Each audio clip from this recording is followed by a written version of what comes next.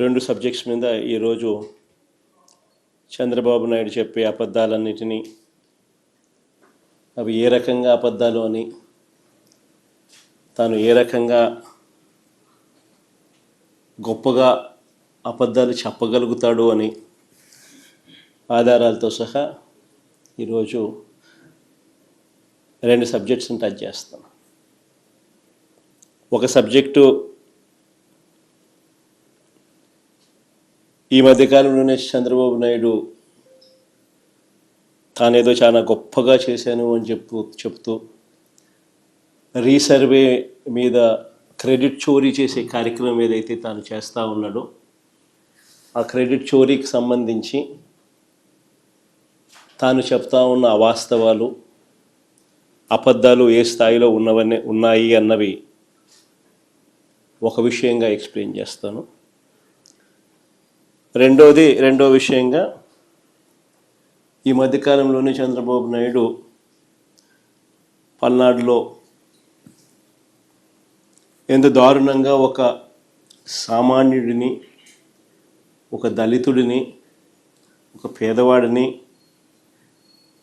మా వైఎస్ఆర్సిపి కార్యకర్తను ఎంత దారుణంగా తాను చంపించే పాత్ర పోషించాడు అన్న విషయం నిజంగా సమాజంలో ఉన్న వ్యక్తులు ఎవరైనా కూడా సివిలైజ్డ్ సొసైటీలో ఉన్న వాళ్ళు సిగ్గుతో తల వంచుకోవాల్సిన అంశం ఇది.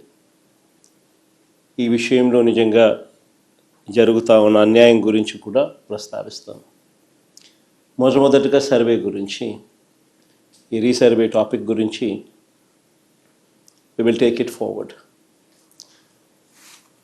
ఈ మధ్యకాలంలో చంద్రబాబు నాయుడు గారు మాట్లాడుతూ ఉన్న మాటలు ఈ రీసర్వే సబ్జెక్ట్ మీద మనమంతా కూడా చూస్తే ఒకసారి ఈ భూమండలం మీద నిజంగా ఇంతటి దారుణమైన క్రెడిట్ చోరీ చేయగలిగిన వ్యక్తి ఇంకొకడెవడైనా ఉండగలడా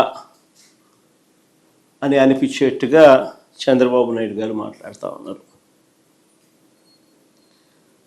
ఊసరి వెళ్ళి కూడా చంద్రబాబు నాయుడును చూసి బహుశా సిగ్గుపడుతుందేమో. అంతటి దారుణమైన మోసాలు, అంతటి దారుణమైన అబద్ధాలు. నేను సూటిగా చంద్రబాబు నాయుడు గారిని అడుగుతా ఉన్నా, మీ ద్వారా ప్రజలందరి తరపున అడుగుతా ఉన్నా, అయ్యా 4 సార్లు సీఎం అని చెప్పి చెప్పుకునే ఈ పెద్ద మనిషి చంద్రబాబు నాయుడు, నేను అడుగుతా ఉన్నా, భూముల రీసర్వే చేయాలన్న కనీస ఆలోచన అయినా కూడా నీకు ఎప్పుడైనా గతంలో వచ్చిందా అని? కనీసం ఆలోచన అయినా నీకు గతంలో ఎప్పుడైనా వచ్చిందా అని? ప్రజలు ఇబ్బందుల్లో ఉన్నారు, రైతన్నలు ఇబ్బందుల్లో ఉన్నారు, రకరకాల సమస్యలు ఎదుర్కొంటా ఉన్నారు. భూ సమస్యల మీద, వారి సమస్యల మీద కనీసం నీకు ఎప్పుడైనా రీసర్వే చేయించి వాళ్ళ సమస్యలన్నీ తీర్చాలి అని చెప్పి కనీసం నీకు ఏ రోజైనా ఆలోచన అయినా వచ్చిందా చంద్రబాబు గతంలో అని అడుగుతాను. ఈరోజు క్రెడిట్ చోరీ తీసుకుంటూ తాను మాట్లాడుతూ ఉన్న మాటలకు నిజంగా ఈ పెద్ద మనిషి సిగ్గుపడాలి. అసలు భూముల రీసర్వేకి మూలం ఎక్కడి నుంచి వచ్చిందో తెలుసా? ఇది మూలం ఎక్కడి నుంచి పుట్టుకొచ్చింది అని అంటే 2019 కన్నా ముందు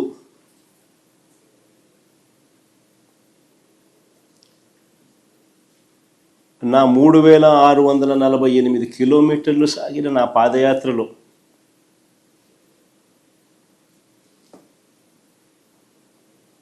మార్గ మధ్యంలో రైతన్నలు పడతా ఉన్న అవస్థలు, ఇబ్బందులు చూసిన తర్వాత భూములకు సంబంధించి వాళ్ళ లేవనెత్తిన సమస్యల పరిష్కారం నుంచి, ఆ ఆలోచనల నుంచి, వీటికి పరిష్కారం చూపాలన్న తాపత్రయం నుంచి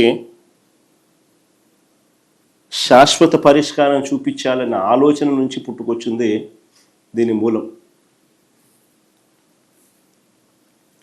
అసలు ఆ రోజుల్లో చంద్రబాబు నాయుడు గారు ముఖ్యమంత్రిగా ఉన్నారు, నా పాదయాత్ర జరుగుతూ ఉంది 2019కి ముందు. రాష్ట్రంలో ఒక్కసారి రెవెన్యూ వ్యవస్థ పరిస్థితి ఎలా ఉంది అని అంటే, సర్వేయర్లు లేరు, సరిపడా సిబ్బంది లేరు, పరికరాలు లేవు, లేటెస్ట్ టెక్నాలజీ అంతకన్నా లేదు. భూములు ఎప్పుడైనా కూడా క్రయ విక్రయాలు జరిగినా, లేకపోతే భాగ పరిష్కారాల్లో భాగంగా ఏదైనా కుటుంబాల మధ్య డివిజన్ చేసుకున్న సబ్ డివిజన్ లేదు, మ్యూటేషను లేదు. ఇవి కూడా జరిగేటివి కాదు. పైగా ఎడా పెడ, లెఫ్ట్ రైట్ సెంటర్, ఈయనకు ఎప్పుడు మూడు వస్తే అప్పుడు, ఎప్పుడు బుద్ధి పుడితే అప్పుడు, ఎవరైనా నచ్చకపోతే అప్పుడు. 22A అంటే ప్రోహిబిటెడ్ ల్యాండ్ సేల్. 22Aలో భూములు పెట్టడం, ప్రోహిబిటింగ్ ఎనీ ల్యాండ్ సేల్. వీళ్ళకి ఇష్టం రైతులను, ప్రజలను ఇబ్బందులు పెడుతూ అవస్థలకు గురి చేస్తున్న పరిస్థితి. ఇలాంటి 1,00,000 సమస్యలకు పరిష్కారంగా సమగ్రమైన భూ సర్వే అండ్ సమగ్రమైన ల్యాండ్ రిఫార్మ్స్. భూ సంస్కరణలు చేయాలన్న ఆలోచన వాటి నుంచి వచ్చింది. అందుకని 2019 ఎన్నికల కన్నా ముందే మా మేనిఫెస్టో కాపీ కూడా ఒక డిస్ప్లే చేయడం ఒకసారి. మా మేనిఫెస్టో కాపీలోని 2019లో ఒకసారి డిస్ప్లే చేయండి.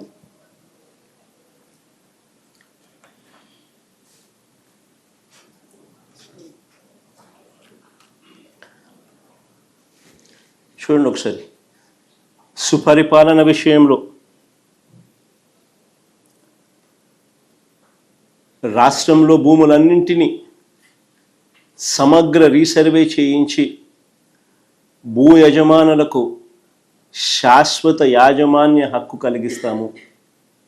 కలగజేస్తాము. Manifesto promise.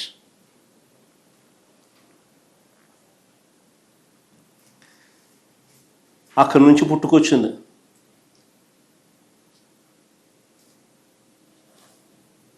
చెప్పిన మేరకు ఇది ఒక మహాయజ్ఞం అని తెలిసి, చెప్పిన మేరకు 2020 డిసెంబర్ 21వ తారీఖున 100 సంవత్సరాల క్రిందట 1923లో బ్రిటిష్ ప్రభుత్వం తర్వాత, అప్పుడెప్పుడో బ్రిటిష్ వాళ్ళు సమగ్ర సర్వే చేశారు 1923లో. దాని తర్వాత ఎప్పుడూ కూడా ఎక్కడా కూడా సమగ్ర రీసర్వే అన్నది ఎప్పుడూ కూడా ఆలోచన కూడా చేయడానికి కూడా ఎవరు సాహసించరు.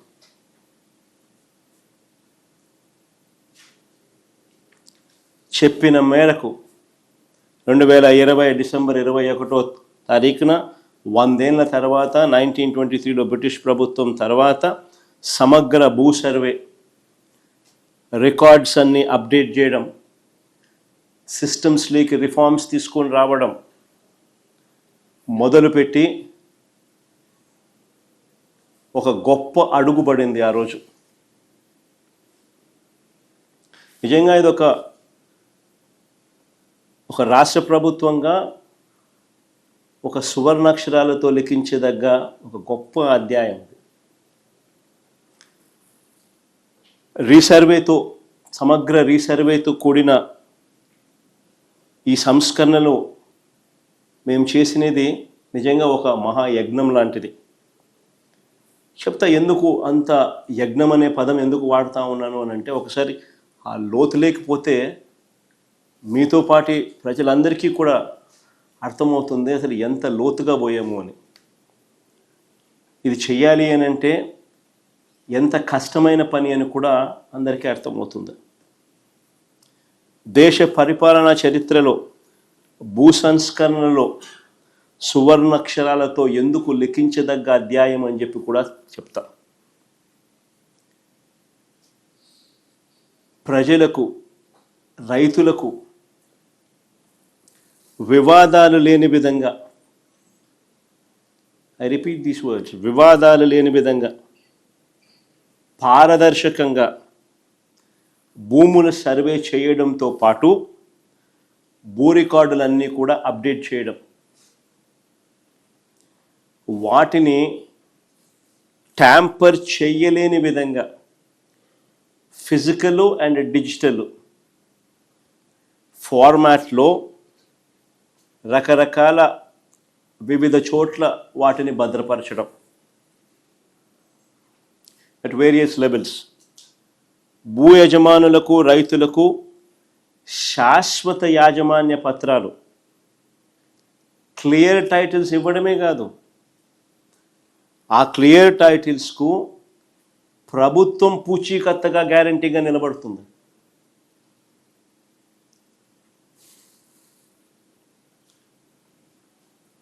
మోస్ట్ అడ్వాన్స్డ్ సెక్యూరిటీ ఫీచర్స్తో ఎవరు కూడా ట్యాంపర్ చేయలేని విధంగా క్యూఆర్ కోడ్ను సైతం ఈ పాస్బుక్స్తో పొందుపరుస్తూ, క్యూఆర్ కోడ్ను సైతం పాస్బుక్స్లో పొందుపరుస్తూ, ఫిజికల్గా ఎవరైనా ట్యాంపర్ చేసే పరిస్థితి కూడా లేకుండా పట్టాదారు పాస్ పుస్తకాలు ఇవ్వడం జరిగింది.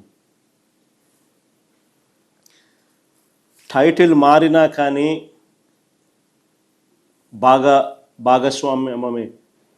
భాగాలు పరిష్కారంలో తల్లిదండ్రులతో, పిల్లలు తండ్రుల మధ్య లేదా అన్నదమ్ముల మధ్య టైటిల్స్ మారినా కానీ, లేదా క్రయ విక్రయాల ద్వారా ఏదైనా టైటిల్స్ మారినా కానీ automatic sub divisions, automatic protocol ప్రకారం మ్యూటేషన్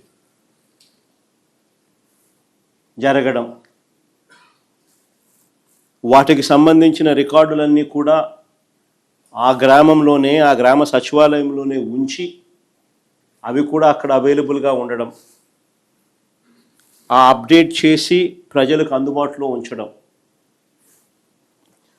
చివరికి గ్రామ సచివాలయాల్లోనే రిజిస్ట్రేషన్ ప్రక్రియ కూడా జరిగేట్టుగా కూడా చేయడం. ఇదొకటే కాదు, real time alerts.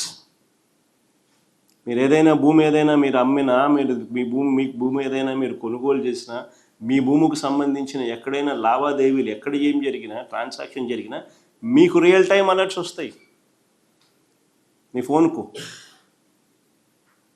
Real time అలర్ట్స్తో మన గవర్నమెంట్ పోర్టల్ను అప్గ్రేడ్ చేయడమే కాకుండా రియల్ టైమ్ డేటాతో దాన్ని అప్డేట్ చేయడం. నేను అడుగుతా ఉన్నా, దీన్ని మహాయజ్ఞం అని అంటారు. Look at the depth. చేయాలనుకున్నది ఏ స్థాయిలోకి వెళ్ళి చేశాము అన్నదానికి this is the depth. Chandrababu Naidu గారు 8 పదులు వయసున్నా కూడా, 80 ఏళ్ళ వయసు, 8 పదులు వయసున్నా కూడా నువ్వు ఎప్పుడైనా ఇలాంటివి విన్నావా, చూసావా, చేసావా అని అడుగుతా ఉన్నా చంద్రబాబు.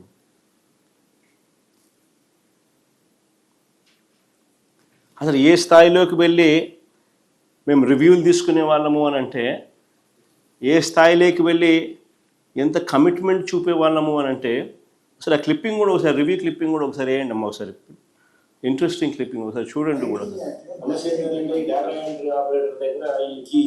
మొదటి నుంచి మొదలు పెట్టు.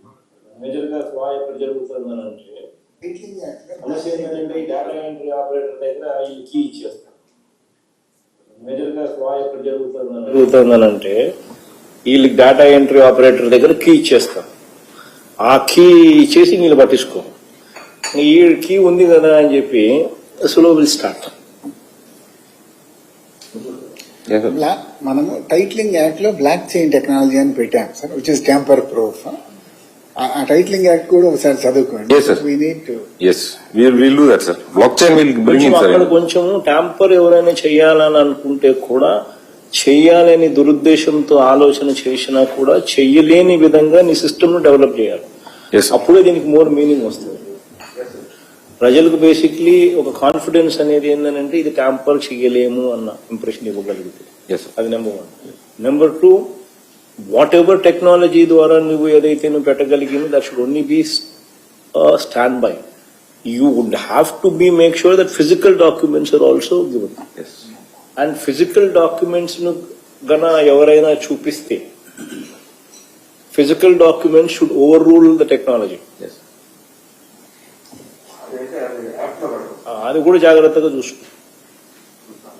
ఎందుకనంటే ఈ టెక్నాలజీలో ఏం చేస్తున్నాడో ఏం పెడుతున్నాడో అన్నది ఆ డేటా ఎంట్రీ ఆపరేటర్ చేతుల్లో లైఫ్లే ఉంటాయి, జీవితాలు ఉంటాడు. ఏమో వాడు లంచాలు తీసుకుని రాజీ పడిపోయి కీ పెట్టి చేసేసి టక మార్పులు చేసేస్తాడు. Sir. అప్పుడు ఫిజికల్ డాక్యుమెంట్ ఉండి లాభం లేకుండా పోతుంది. So there's got to be some kind of physical document అనేది ఏదైతే ఉందో అది భద్రంగా వీళ్ళ దగ్గరే ఉంటుంది. So any updating that you do, physical document also should be updated parallelly. Yes, sir. Without updating physical document parallelly, you should not initiate technical updating. Yes, sir. Adi kuda equally important. Otherwise what will happen is we ignore the physical document updating. And what happens is physical document would say something, your digital document would say something else. అప్పుడు tomorrow the fellow will come and say కోర్టుకు పోతాడు, ఈడెవడో ఈయన కొడుకులో ఈయన పిల్లోల్లో ఎవరో, this is the original document అంటాడు. Yes, sir. There's got to be some connection there. అంటే ప్రతి విషయంలో కూడా ఏ స్థాయిలోకి వెళ్ళి ప్రజలకు రైతులకు మంచి జరగాలనే ఉద్దేశంతో tamper proof registered tamper proof documents వాళ్ళకు అందజేయాలి అని చెప్పి ఏ స్థాయిలో తాపత్రయపడ్డాము అని చెప్పడానికి ఆ రివ్యూ మీటింగ్స్లో మేము తీసుకుంటా ఉన్న ఆ సీరియస్నెస్ చెప్పడానికి అది ప్లే చేసిన. నిజంగా ఈ సమగ్ర సర్వే కోసం మేము చేసిన ప్రతి ప్రయత్నం కూడా ఒక రికార్డే. I would use that word రికార్డే. ఎలా అని చెప్తా, ఏకంగా 15,000 గ్రామ సచివాలయాలు, ఏకంగా 15,000 గ్రామ సచివాలయాలు ఒక record. Never in the past. ఏకంగా 15,000 గ్రామ సచివాలయాలు ఒక రికార్డే. ప్రతి సచివాలయంలో దాదాపుగా 10 మంది ఉద్యోగులను నియమించడం అది ఇంకో రికార్డే. దీనికోసం ఒకే ఒక నోటిఫికేషన్ ఏకంగా 134,000 మంది ఉద్యోగులు నియామకం. ఎవ్వరూ కూడా ఎప్పుడూ కూడా అధిగమించలేని, తుడిచివేయలేని ఒక సూపర్ రికార్డ్ ఇది. ప్రతి గ్రామంలోనూ ఒక సచివాలయాన్ని పెట్టడమే కాదు, ఆ ప్రతి సచివాలయంలోనూ కూడా ఓ విఆర్ఓ అంటే ఓ రెవెన్యూ అసిస్టెంట్, ఓ revenue officer, ORO revenue officer, వీళ్ళతో పాటు ఒక సర్వేయర్, వీళ్ళతో పాటు డిజిటల్ అసిస్టెంట్, వీళ్ళంతా కూడా ప్రతి సచివాలయంలోనూ 15,000 సచివాలయాలలో ఉండడం. ప్రతి గ్రామంలో దాదాపుగా 40,000 మంది సర్వేయర్లు, రెవెన్యూ ఆఫీసర్, విఆర్ఓలు, రెవెన్యూ ఆఫీసర్లు అండ్ డిజిటల్ అసిస్టెంట్లు, దాదాపుగా 40,000 మంది ఈ కార్యక్రమంలో పాలు పంచుకున్నారు. Never in the history, never in the past ఈ స్థాయిలో ఒక వ్యవస్థను క్రియేట్ చేసి రైతులకు, ప్రజలకు మంచి చేయాలి, శాశ్వత పరిష్కారం దిశగా అడుగులు పడాలి.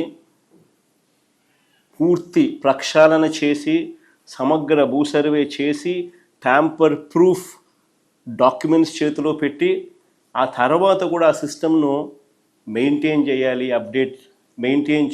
అప్డేట్ కాబడ్డ పరిస్థితులు తపన పడిన ప్రభుత్వం ఎప్పుడూ లేదు. మరి ఇవన్నీ తాను ఎప్పుడూ కూడా చేయకుండా మరి ఏ రకంగా చంద్రబాబు నాయుడు గారు ఈ రికార్డును తన ఖాతాలోకి వేసుకుంటూ క్రెడిట్ చోరీకి ఎలా పాల్పడతాడో అని అడుగుతా ఉన్నా. నిజంగా ఇవన్నీ కూడా ఏవి కూడా ఒక్కటి కూడా చంద్రబాబు నాయుడు హయాంలో జరగల. మరి సిగ్గుండాలి కదా క్రెడిట్ చోరీ తీసుకునేదానికి.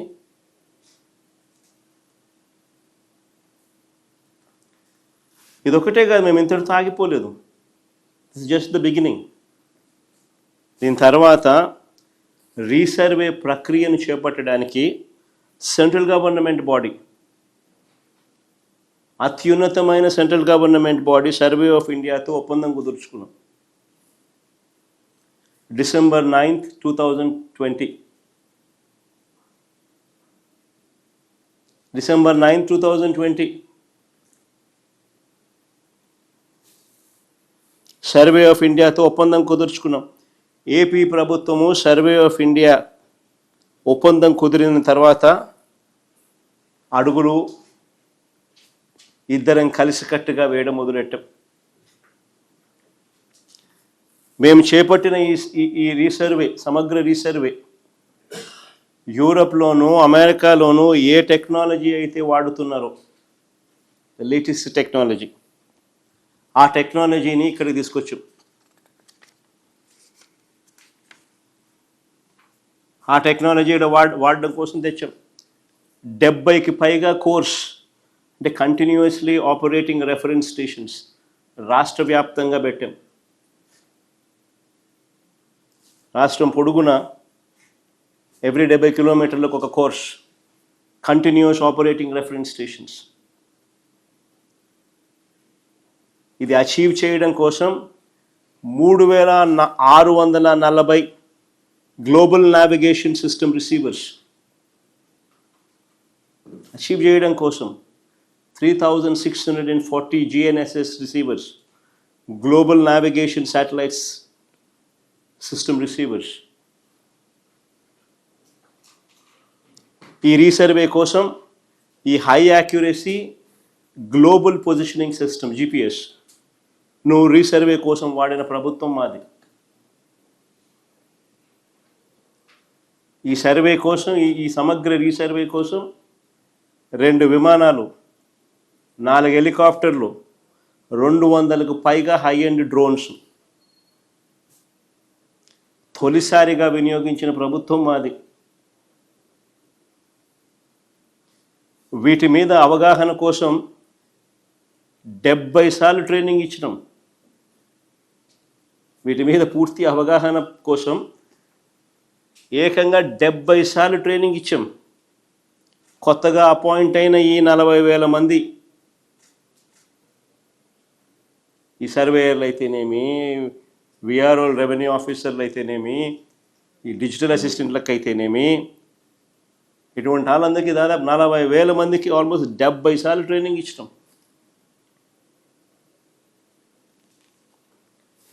కొన్ని కోట్ల సర్వే రాళ్లను గ్రామాలకు తరలించాం. కొన్ని కోట్ల సర్వే రాళ్లను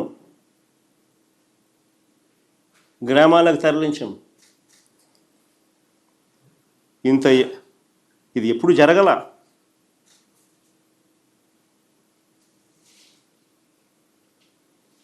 ఇంత గొప్ప యజ్ఞం చేశాం కాబట్టి 5 సెంటీమీటర్లు తేడా లేకుండా 5 సెంటీమీటర్లు తేడా లేకుండా మేము కొలతలు వేసాం. చంద్రబాబులో మేము ఎప్పుడు కూడా కబుర్లు చెప్పలా. ఓ గొప్ప వ్యవస్థను క్రియేట్ చేసాం, ఓ గొప్ప టెక్నాలజీని అడాప్ట్ చేసుకుని గొప్పగా అడుగులు పడ్డాయి. అంతటితో ఆగిపోలా. ఎక్కడికక్కడ వివాదాల పరిష్కారం కోసం మండలానికి 2 అధికారులు చొప్పున 1358 మండల మొబైల్ మెజిస్ట్రేట్లు వర్ ఆన్ ద మూవ్. అక్కడికక్కడ పరిష్కారాలు చూపేదానికోసం 1358 మండల మొబైల్ మెజిస్ట్రేట్లను they were on the move. మండలానికి 2 అధికారులు చొప్పున. అంటే న్యాయాన్ని ప్రజల ముంగటికే తీసుకొచ్చి వారికి శాశ్వత పరిష్కారం చూపించే దిశగా అక్కడికక్కడికే ప్రజల సమక్షంలోనే వాళ్ళ ఊరికే వీళ్ళు వచ్చి కూర్చొని రికార్డ్స్ అక్కడికక్కడికే చూసి డిస్ప్యూట్స్ ఏమున్నా సెటిల్ చేసే కార్యక్రమం.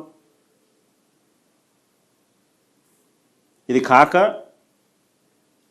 రియల్ టైం అప్డేట్స్తో, ఇంతకుముందు చెప్పారు, ఇది కాక రియల్ టైం అప్డేట్స్తో AP government portal, Mee Bhoomi web portal మేము అప్గ్రేడ్ చేసినాం. అప్గ్రేడ్ చేసి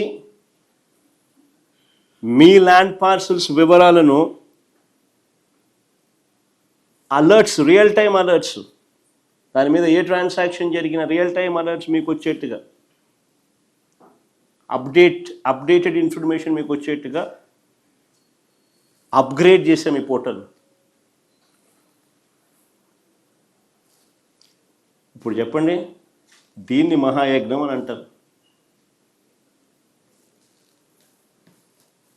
అయ్యా చంద్రబాబు, నేను అడుగుతా ఉన్నా, ఈ చంద్రబాబు ఎవరైతే ఉన్నారో ఏ చిత్తశుద్ధి లేదు ఈ మనిషికి, సీరియస్నెస్ అనేది ఉండదు ఈ మనిషికి. ఎవడైనా చేస్తే వాళ్ళ క్రెడిట్ తానే తీసుకునే ప్రయత్నం చేస్తాడు తప్ప ఏదైనా చేయాలని, ఆ చేసేది చక్కగా చేయాలి అని చెప్పి ఏ రోజు ఆయనకు చిత్తశుద్ధి కూడా ఉండదు. బేసిక్లీ ఆయనకు అవగాహన కూడా తక్కువే. సర్వే అంటే ఏందనేది కూడా చంద్రబాబు నాయుడుకి అవగాహన కూడా తక్కువే. ఎందుకంటే ఏ పొద్దున్న ఇన్వాల్వ్ అయింటే కదా, ఏ పొద్దున్నా కానీ నేను చెయ్యాలి అని చెప్పి తాపత్రయం పడింటే కదా. ఎందుకు ఈ ప్రశ్న అడుగుతున్నానో తెలుసా? అసలు సర్వే అన్నది సర్వేరాలు లేకుండా అసలు ఎలా పూర్తయినట్లు? సింపుల్ క్వశ్చన్ నేను అడుగుతా ఉన్నా. అసలు సర్వే అన్నది సర్వేరాలు లేకుండా అసలు సర్వే ఎలా పూర్తయినట్టు?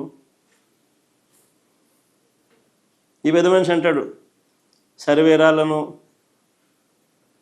కొన్ని కోట్ల సర్వేరాలను తరలించినారు, గ్రామాలకు చేయించి తరలించినారు అని అంటాడు. బుద్ధి లేకుండా, జ్ఞానం లేకుండా, అవగాహన లేకుండా. అసలు సర్వే అనేది సర్వేరాలు లేకుండా అసలు ఎలా పూర్తయినట్టు? ఏ రైతుకైనా, ఏ భూ యజమానికైనా సరిహద్దులు తెలియజేసే ఈ రాళ్లను పాతితేనే కదా సర్వే పూర్తయినట్టు. అంతేనా కావాలా కదా? ఆ భూమిలో సర్వే అయినట్టు డిస్టింక్ట్ రాయి, అంటే ఒక విశిష్ట రాయి, ఒక విశిష్ట మార్కర్ ఏదైనా ఉండాలి కదా. అయితే ఏ రాయి పడితే ఆ రాయి పెట్టేసి ఇదే సర్వే రాయి అని చెప్పి ఇంకా అనడం మొదలు పెడితే ఇంకా దానికి బౌండరీస్ ఏం ఫిక్స్ అవుతాయి? లేదంటే ఏ రాయి పడితే ఆ రాయిని చూపిస్తూ అదే ఆ సర్వే రాయి అని చెప్పి అనడం మొదలు పెడితే మళ్ళా కథ మొదటికి రాదా? అంతే కదా. సో సర్వే రాళ్ళు అనేది ఒక డిస్టింక్ట్ రాయిగా ఉండాలా, డిస్టింక్ట్ మార్కర్గా ఉండాలా. అందుకే యూనిక్ పద్ధతిలో ఒక తరహాలో సర్వే రాళ్లను ప్రభుత్వం ఉచితంగా రైతులకు సప్లై చేసింది. ఆ రాళ్ల మీద అది యూనిక్గా ఉండేందుకు ఆ రాళ్ల మీద శాశ్వత భూ హక్కు, భూరక్ష అనే స్కీమ్ ఏ పేరైతే మేము పెట్టామో ఆ పేరును పెట్టాం.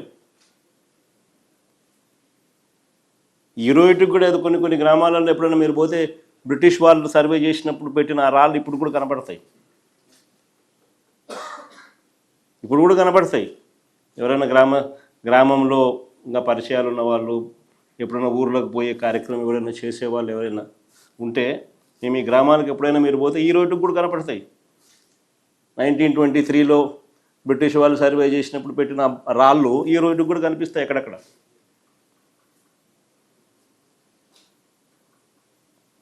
ఈ మనిషి పెద్దమంది అంటాడు, రాళ్ళు ఎందుకు అంటాడు, డిస్టింక్ట్గా పెట్టిన రాళ్ళు ఎందుకు అంటాడు, యా బండరాయి పెడితే ఆ బండరాయి పెట్టచ్చు కదా అంటాడు.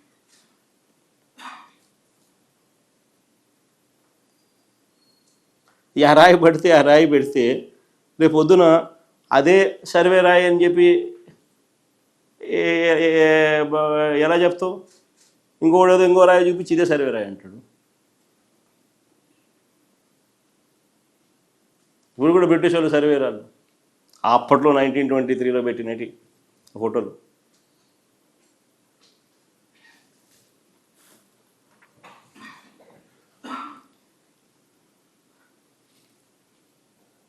మా ప్రభుత్వ హయాంలోనే అందరికీ కూడా అర్థమయ్యేట్టుగా చెప్పాలనంటే, ఇంత పెద్ద వ్యవస్థను మేము క్రియేట్ చేసి మా ప్రభుత్వ హయాంలోనే డ్రోన్ సర్వే రాష్ట్ర వ్యాప్తంగా పూర్తయింది. మా ప్రభుత్వ హయాంలోనే రాష్ట్ర వ్యాప్తంగా డ్రోన్ సర్వే కంప్లీట్ చేసినాం. అంతేకాదు ఓఆర్ఐ అంటారు, ఆర్థో రెక్టిఫైడ్ ఇమేజెస్. ఈ ఆర్థో రెక్టిఫైడ్ ఇమేజెస్ను కూడా తయారు చేసి వాటిని జిల్లాలకు కూడా పంపడం కూడా కంప్లీట్ అయిపోయింది మా హయాంలోనే డ్రోన్ సర్వే రాష్ట్ర వ్యాప్తంగా పూర్తి చేయడం, ఓఆర్ఐస్ కూడా అన్ని జిల్లాలకు కూడా పంపడం కూడా జరిగింది.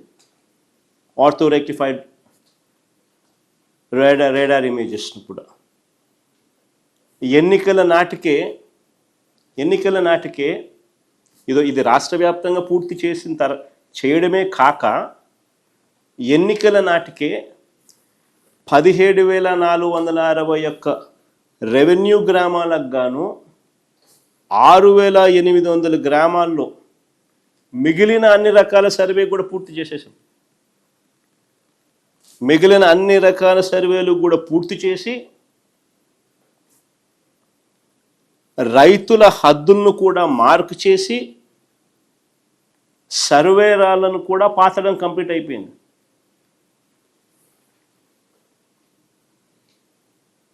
అంతేకాదు ఈ 6,800 గ్రామాలలో రికార్డ్స్ అన్నీ కూడా అప్డేట్ చేసి, సబ్ డివిజన్స్ మ్యూటేషన్స్ కూడా కంప్లీట్ చేసి, ల్యాండ్ పార్సిల్లను యూనిక్ నెంబర్ ఇచ్చి, ప్రతి ల్యాండ్ పార్సిల్కి ఒక యూనిక్ నెంబర్ ఇచ్చి, ల్యాండ్ పార్సిల్ మ్యాప్ను కూడా along with latitude and longitude coordinates హద్దులు కూడా మార్క్ చేసి జియో ట్యాగింగ్తో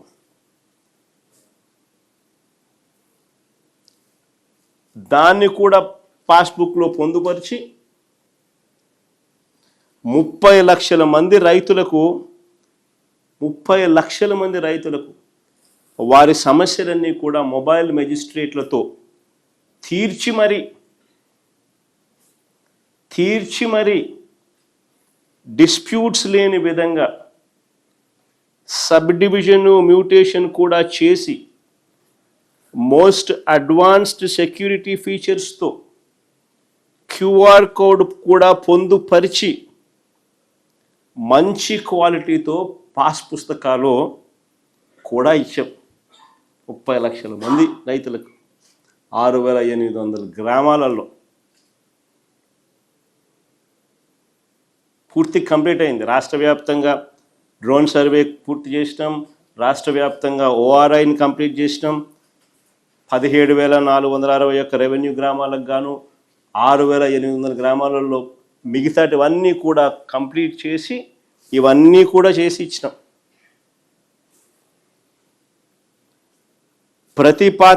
ప్రతి పాస్బుక్ మీద క్యూఆర్ కోడ్ ముద్రించి మరీ ఇచ్చాం.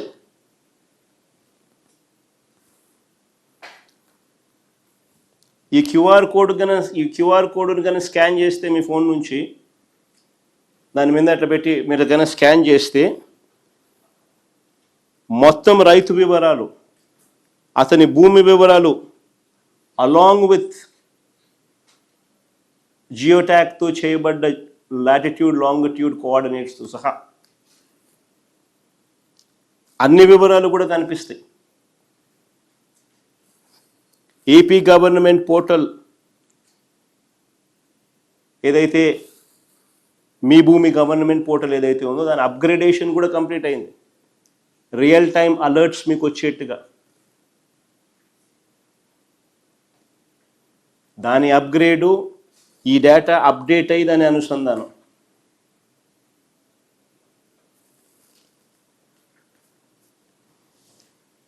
సరే, నేను చంద్రబాబు నాయుడు సీరియస్గా అడుగుతా ఉన్నా, అయ్యా ఇలా ఎప్పుడైనా ఎక్కడైనా జరిగిందా? రైతులు భూ యజమానులకు ఇంత భద్రత కల్పించే పని చంద్రబాబు నాయుడు ఎప్పుడైనా చేసాడా?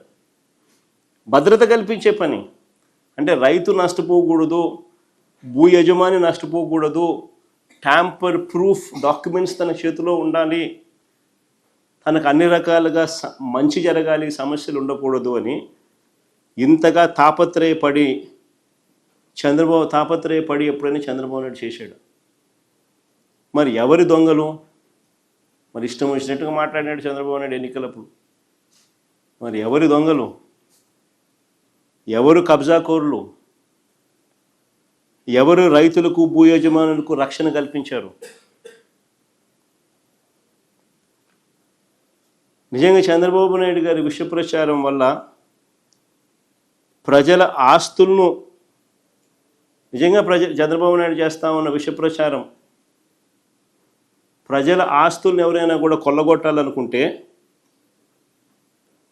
ఎవరైనా కూడా ఇంత పక్కాగా యూనిక్ రాళ్ళు, ప్రత్యేకమైన రాళ్ళు పాతి ల్యాండ్ పార్సిల్స్కు నలువైపులా లాటిట్యూడు లాంగిట్యూడు ఇవన్నీ కూడా జియో ట్యాగింగ్తో అనుసంధానం చేసి ఇవన్నీ కూడా పెట్టి పొందుపరిచి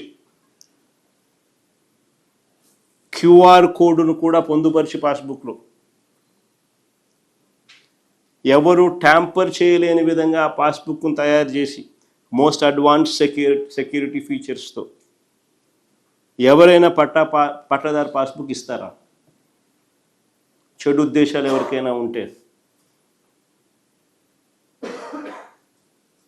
అబద్ధాలకైనా కానీ ఒక హద్దు ఉండాలి, ఒక పొద్దు ఉండాలి. చంద్రబాబు నాయుడు చేసిన దుష్ప్రచారాలు అంతా ఇంత కూడా కాదు. నేను ఒకసారి మీ అందరికీ కూడా కంపేర్ చేయమని అడుగుతా ఉన్నా. ఒకసారి పాత పాస్బుక్ ఎలా ఉండేది, మేమిచ్చిన కొత్త పాస్బుక్ ఎలా ఉంది అనేది ఒక్కసారి గమనించమని అడుగుతా ఉన్నా. మీరు గమనిస్తే పాత పట్టాదారు పాస్బుక్ పుస్తకాల్లో భూమి వివరాలన్నీ కూడా చేత్తో రాసి ఉంటాయి. గమనించండి ఒకసారి. ఇక్కడ కనపడతా ఉన్నాయి, ఫోటో కూడా కనపడతా ఉంది, మీరే చూడండి. చేత్తో రాసి ఉంటాయి. భూమి వివరాలన్నీ చేత్తో రాసి ఉంటాయి. ఆ పాత పుస్తకాల్లో ఎక్కడా కూడా మ్యాపులు లేవు. ఆ పాత పట్టా పాస్బుక్లో ఎక్కడా కూడా మ్యాపులు లేవు. లాటిట్యూడ్ లాంగిట్యూడ్ కోఆర్డినేట్స్తో జియో ట్యాగింగ్ చేసి ల్యాండ్ పార్సల్స్ అసలే లేవు. పాత పాస్బుక్ ఊరికట్లా ఎన్ని ఎకరాలంటే 2.2 అట్లా రాసేయడం అంతే. పాత పాస్బుక్ చేత్తో రాసి ఉంటాయి. మ్యాపులు లేవు, మ్యాపులు ఉండవు. లాటిట్యూడ్ లాంగిట్యూడ్తో కోఆర్డినేట్స్తో జియో ట్యాగింగ్ అసలే లేదు. క్యూఆర్ కోడ్ అసలే లేదు.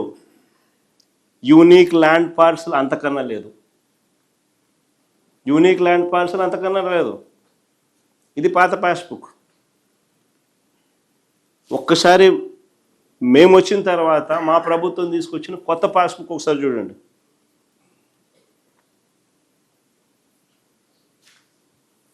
సబ్ డివిజన్ చేసి మ్యూటేషన్ చేసిన తర్వాత with unique land parcel number, ఇదిగోండి పైన రాసి చూడు, unique land parcel number, geo tagging చేసి లాటిట్యూడ్ లాంగిట్యూడ్స్తో ల్యాండ్ పార్సల్ మ్యాప్,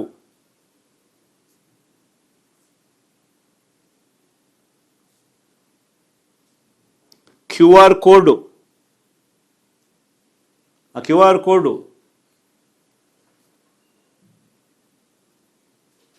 ఇవన్నీ మా బుక్లో ఉంటాయి.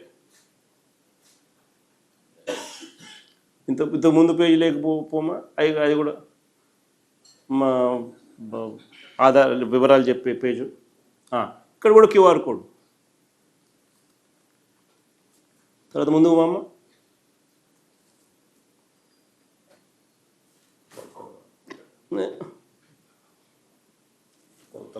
కొలతలు, ఇంక్లూడింగ్ కొలతలు, అక్యురేట్గా కొలతలు with latitude and longitude coordinates. అవన్నీ కూడా కొలతలు విత్ లాటిట్యూడ్ అండ్ లాంగిట్యూడ్. 5 సెంటీమీటర్ల తేడా కూడా ఉండదు, కన్నా తేడా తక్కువ.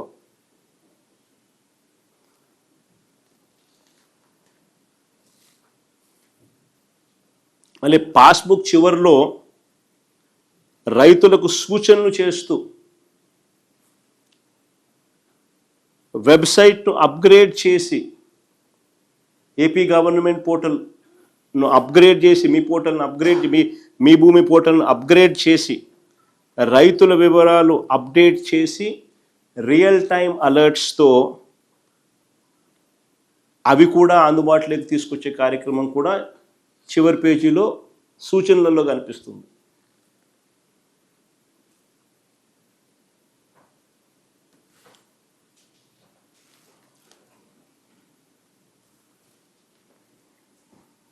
నిజంగా ఇది గొప్పగా జరిగింది కాబట్టి, ఇంత గొప్పగా జరిగింది కాబట్టి ఈ ప్రోగ్రాము నీతి ఆయోగ్ కొనియాడింది.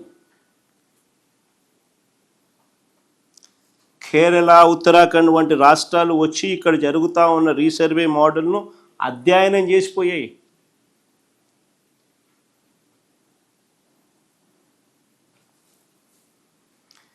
మహారాష్ట్ర ఇక్కడికి వచ్చి ప్రశంసలు కురిపించింది.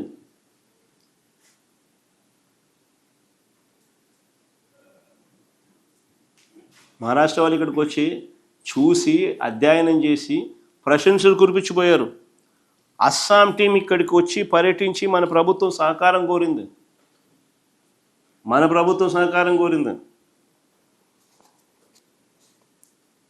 సర్వే ఆఫ్ ఇండియా అప్పటి డైరెక్టర్ ఎస్వి సింగ్ గారు మా ప్రభుత్వం తీరును ఎంతగా మెచ్చుకున్నారో ఒకసారి ప్లే చేయండి మా ఒకసారి.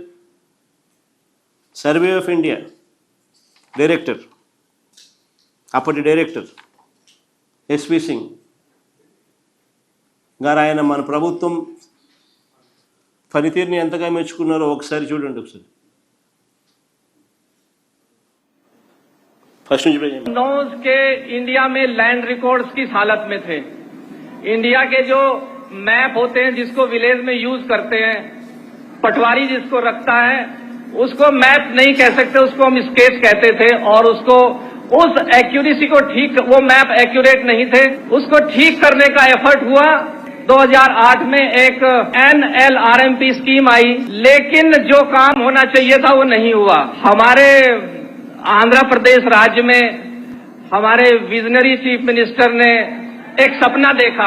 ही saw a dream to correct the land records of the Andhra Pradesh state. He started vision by recruiting first more than 10,000 of village surveyors. When these people were hired, nobody was aware why it is hired. But then we started this scheme of AP survey, and what he did, the maps is being made by UAV drone, helicopter, aircrafts. Accuracy is 5 centimeter. अभी जो गांव के किसानों को map मिलेंगे वो 5 centimetre से भी ज्यादा एक्यूरेट होंगे. This is a milestone in the country. This is the first time such correct village maps are being made in the country. And this model now is being repeated in other states also. And many states has approached us. Why this work is so successful? Out of 17,000, more than 7,000 villages are already completed. Probably this is the only state where a chief minister himself monitor a scheme of this level. He himself takes review meetings, and that's why it is successful. This is one of the best example of central and state cooperation. We hope that very soon this entire scheme will be completed. Very accurate maps will be available to all the farmers of the state. We again thanks to our dynamic and young chief minister to give us a chance work with such a outstanding scheme which is so impactful to the farmers of the country, farmers of the state.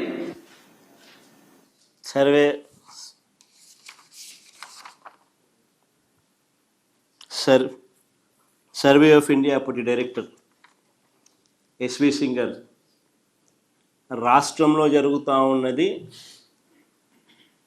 ఆయన కూడా ఏ రకంగా పొగిడాడు అని పూర్తిగా ఆయన కూడా involve అయి state గవర్నమెంట్తో కలిసి పనిచేస్తూ రిజల్ట్స్ అన్నీ చూసిన పిమ్మట ఆయన మాట్లాడుతూ ఉన్న మాటలు.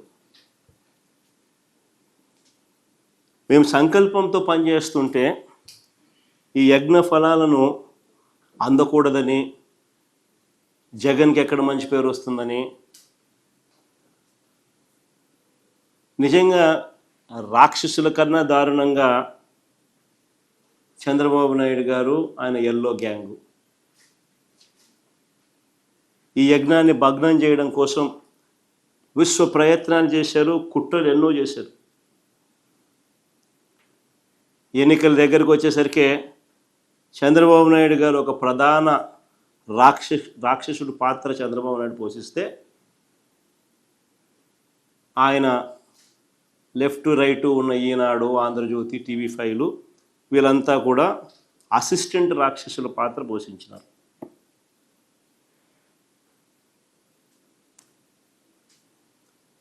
అలా టైంలో వాళ్ళు ఎన్నికల ముందు ఏ రకంగా దీన్ని దుష్ప్రచారం చేస్తూ మీ భూమి మీది కాదట, మీ భూమి మీది కాదంట, కాళ్ళ కింద నేల కదిలిపోతుందట. అసలు ఆ హెడ్డింగ్ లేనిది, వాళ్ళు రాసే రాత లేనిది, సొంత భూమి తగ్గిపోతుందంట. ఎన్ని అబద్ధాలు, ఎన్ని వక్రీకరణలు.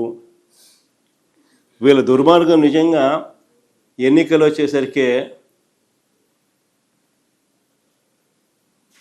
చూడండి, నెట్రాషన్ రైతు గుండెల్లో పలుగు రాళ్ళంట, రాళ్ళు పెట్టి రాళ్ళు పెట్టి ప్రత్యేకమైన డిస్టింక్ట్ రాళ్ళు తీసుకొని వచ్చి రైతుకు ఉచితంగా ఖర్చు లేకపోకుండా మనమే పెట్టి ఆ రైతు దాని మీద భూసురక్ష అనే పేరు పెట్టి ఆ యూనిక్ రాళ్ళు వాళ్ళ దాంట్లో పాతి వాళ్ళకు మంచి చేస్తే రైతు గుండెల్లో పలుగు రాళ్ళంట. ఎంత వక్రీకరణ అంటే వీళ్ళ దుర్మార్గం నిజంగా ఏ స్థాయికి పోయిందనంటే పోలింగ్ రోజు మే 13, మీకు గుర్తుండే ఉంటుంది. మే 13వ తారీఖున పోలింగ్ అయితే 2024 పోలింగ్ అయితే పోలింగ్ జరిగితే మే 10వ తారీఖున ఈనాడులో ఏకంగా ఒక ప్రకటన ఇచ్చారు. మీ భూమి మీది కాకుండా పోతుంది. ప్రకటన ఎన్నికలకు 3 రోజుల ముందు మీ భూమి మీది కాకుండా పోతుంది. అక్కడితో ఆగిపోకుండా అంతటితో ఆగిపోలా, గుర్గావ్లో కొన్ని కోట్ల రూపాయలు ఖర్చు చేసి, ఢిల్లీలోని గుర్గావ్లో కొన్ని కోట్ల రూపాయలు ఖర్చు చేసి అక్కడి నుంచి IVRS కాల్స్ మన వాళ్ళకు, మన సెల్ ఫోన్లకు, వైఎస్ఆర్సీపీకి ఓటేస్తే మీ భూమి మీది కాకుండా పోతుంది, వైఎస్ఆర్సీపీకి ఓటేస్తే మీ భూమి మీద కాకుండా పోతుందంట. లక్షల కొద్ది కాల్స్ గురగావ్లో నుంచి కోట్ల రూపాయలు ఖర్చు పెట్టి IVRS కాల్స్, తప్పుడు ప్రచారాలు, విషపూరిత ప్రచారాలు, వక్రీకరణలు, ప్రజలను భయభ్రాంతులను గురి చేస్తూ ఎన్నికలకు 3 రోజుల ముందు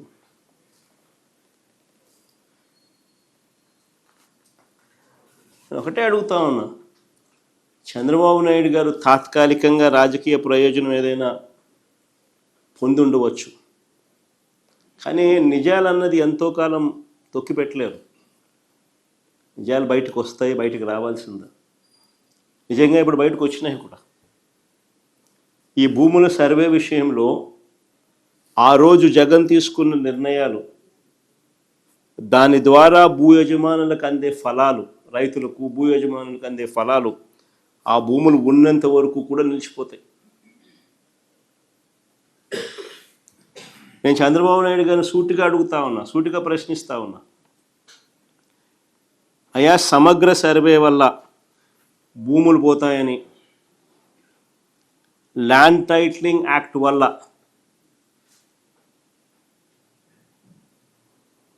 ప్రజల ఆస్తులు కబ్జాకు గురవుతాయని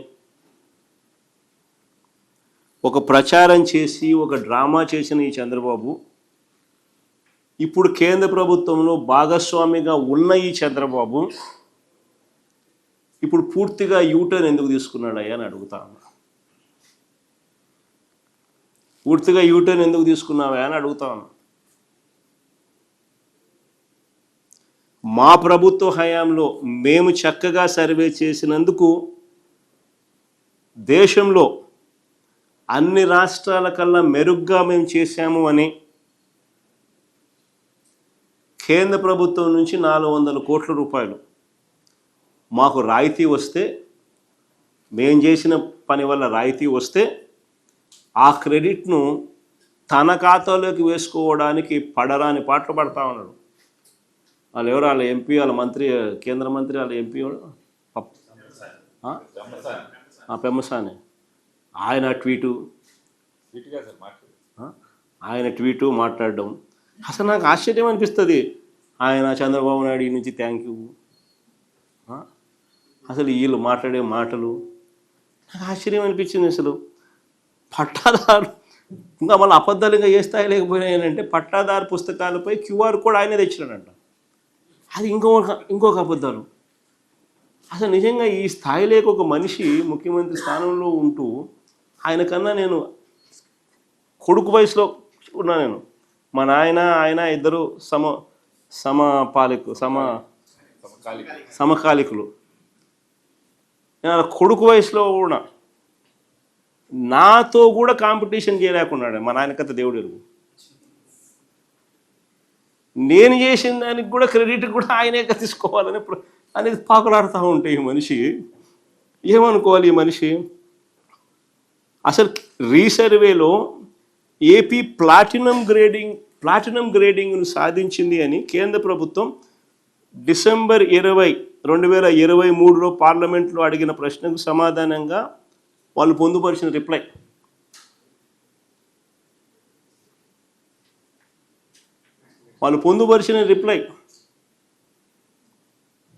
ప్లాటినం గ్రేడ్ ఆంధ్రప్రదేశ్ గవర్నమెంటు సాధించింది అని 2023 డిసెంబర్లో పార్లమెంట్లో అడిగిన ప్రశ్నకు సమాధానంగా వాళ్ళు పొందుపరిచినారు.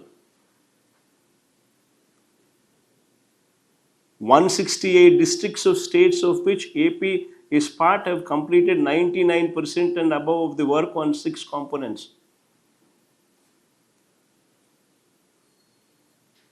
As per 23-24 annual report of Ministry of Rural Development Government of India, Andhra Pradesh is amongst the states that completed more than 90% of the work with respect to the following. అని platinum grade ఇచ్చినారు. ఆశ్చర్యం ఏందో తెలుసా? ఇది జరిగింది 2020 December 23. అప్పటికే అయిపోయినాయి అని చెప్పి వాళ్ళు ప్లాటినం గ్రేడ్ ఇచ్చినారు. ఈ 400 కోట్లు ఎప్పుడు వచ్చినాయి తెలుసా? ఫిబ్రవరి 19, 2025 అంటే చంద్రబాబు నాయుడు ముఖ్యమంత్రి అయిన 6 7 నెలలకు ఫిబ్రవరి 19, 2025కి 400 కోట్లు వస్తే ఆ 400 కోట్లు చంద్రబాబు నాయుడు చేసిన గొప్ప పనికి కేంద్రం ఇచ్చింది అని చెప్పి వీళ్ళు క్రెడిట్ చోరీకి పాటుపడుతూ దానికి ఆయన కేంద్ర మంత్రి ట్వీటు, ఈయన థ్యాంక్ యూ, ఈయన మళ్ళా మాటలు, క్యూఆర్ కోడ్ ఈయన తెచ్చిన సొల్లు మాటలు, మళ్ళీ ఈయన మాట్లాడడం 6 నెలల్లో మనకు 4 ఏళ్ళు పట్టింది. 2019 అక్టోబర్లో సచివాలయ సిబ్బందిని రిక్రూట్ చేసినాం. అక్కడ నుంచి 4 ఏళ్ళు పడితే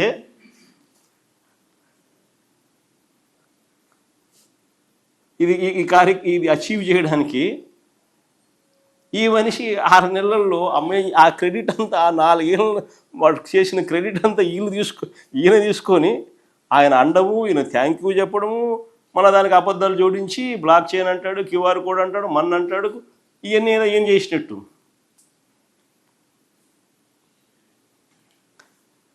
అసలు ఆశ్చర్యం ఏంటంటే అసలు అందాక నిజంగానే ఆశ్చర్యం ఎక్కడ అనిపిస్తుంది. అందాక ఆయన చేసిన ఆరోపణలు ఏం కావాలా? ఎన్నికల ముందు వరకు ఈ 400 కోట్ల క్రెడిట్ అయినా తీసుకుంటున్నాడు అని అంటే ఎన్నికల ముందు వరకు వక్రీకరిస్తూ ఆయన చేసిన ఆరోపణలు, ఆయన చేసిన ప్రకటనలు ఏంటివి మరి? అంటే ఒక అబద్ధాన్ని ప్రజలకు నమ్మించడం కోసం ఈ స్థాయిలో గోబల్స్ ప్రచారం చేయడం ధర్మమేనా? ప్రజల జీవితాలతో చెలగాటలాడడం న్యాయమేనా?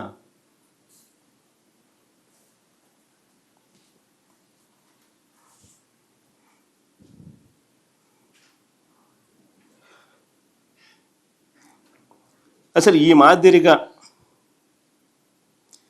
ఏకంగా నేను చంద్రబాబు నాయుడు సూటిగా తన గుడ్డల మీద చేయి వేసుకొని ఆలోచన చేసుకోమని చంద్రబాబుని కొడతాను.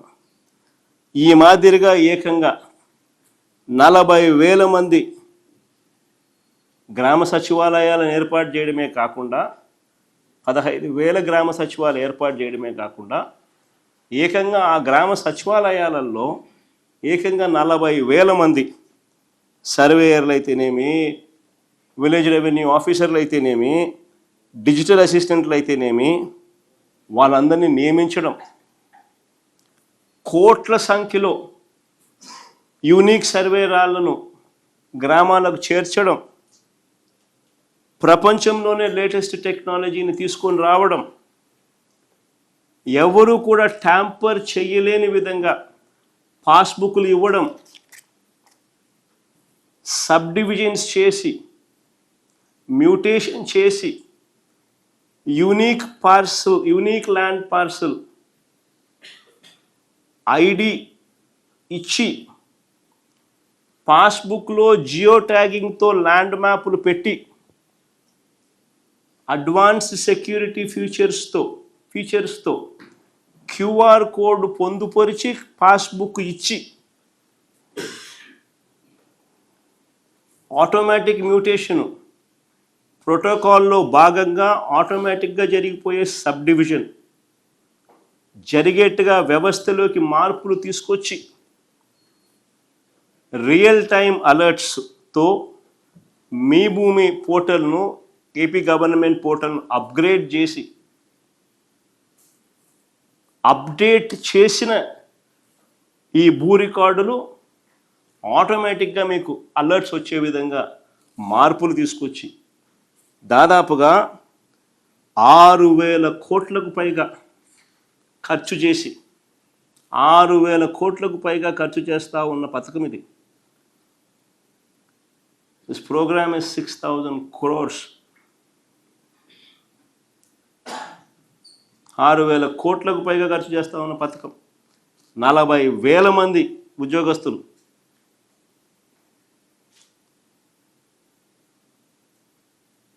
గత 4-5 ఏళ్ళగా వాళ్ళ శ్రమ ఉంది, వాళ్ళ కష్టం ఉంది. టెక్నాలజీ ఉంది, కోట్ల సర్వే రాళ్ళు ఉన్నాయి. ఇంత ఎఫర్టు రైతులకు భూ యజమానులకు ట్యాంపర్ చేయలేని విధంగా పాస్బుక్లు వాళ్ళకి ఇవ్వాలని తాపత్రయం.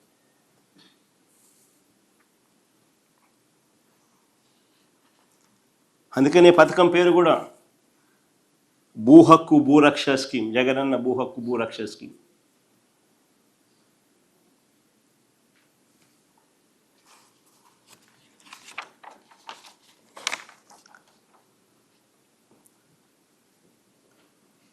ఒకసారి చంద్రబాబు నాయుడు గారి పాస్బుక్ మన పాస్బుక్ ఒకసారి చూద్దామా? లేటెస్ట్గా చంద్రబాబు నాయుడు ఇస్తున్నాడు.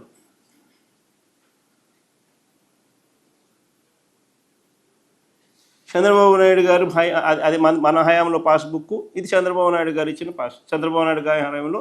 ఇప్పుడు ఈయన మన 30 లక్షల పాస్బుక్లు ఎన్నిక తీసుకొని ఆ పాస్బుక్లను ఈయన కలరింగ్ మార్చి మళ్ళీ ఎన్నికి రైతులకు ఇస్తా ఉన్న పాస్బుక్లు ఒకసారి చూద్దాం తేడా ఏందని. సేమ్ అయ్యే QR code, same format. Chandrababu Naidu హయాది మనది, మన హయాంలో మనం ఇచ్చింది, చంద్రబాబు నాయుడు ఇప్పుడు ఇస్తా ఉంది. జియో కోఆర్డినేట్స్తో ల్యాండ్ పార్సెల్ నెంబరు, జియో కోఆర్డినేట్స్తో ల్యాండ్ మ్యాప్, విస్తీర్ణం కూడా తెలుపుతా ఉన్న వివరాలు with geo coordinates with QR code.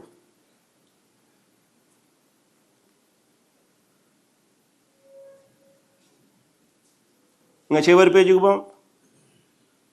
చివరి పేజీలో చూస్తే with land coordinates, land extent with QR code same. Last page చివరి పేజీకి పోతే చివరి పేజీలో మన హయాంలో మనం అప్గ్రేడ్ చేసిన మీ భూమి ఏపీ గవర్నమెంట్ పోర్టల్ మనం అప్గ్రేడ్ చేసినది, అది మళ్ళీ ఈయన దాన్ని అదే మళ్ళీ పెట్టుకున్నాడు. అదే అప్గ్రేడ్ చేసి ఈయన చూపిస్తున్నాడు. కలర్ మార్చినాడు. ఏం చేసాడండి తేడా? అదే మనం అప్గ్రేడ్ చేసిన www మీ భూమి AP.government.in వెబ్సైట్ పోర్టల్ మనం ఆ టైంలో అప్గ్రేడ్ చేసి రియల్ టైం అలర్ట్స్ వచ్చేట్టుగా దీంట్లో మార్పులు తీసుకొచ్చి రియల్ టైం డాక్యుమెంట్స్ అప్డేట్ అయిన వెంటనే రియల్ టైం డేటాతో అలర్ట్స్ వచ్చే విధంగా మార్పులు మనం తీసుకొచ్చింది. ఈయనేం చేస్తున్నాడు? అయ్యే పాస్బుక్లు తీసుకోవడము, అయ్యే పాస్బుక్ను కలర్ మార్చడం, ఇవ్వడము.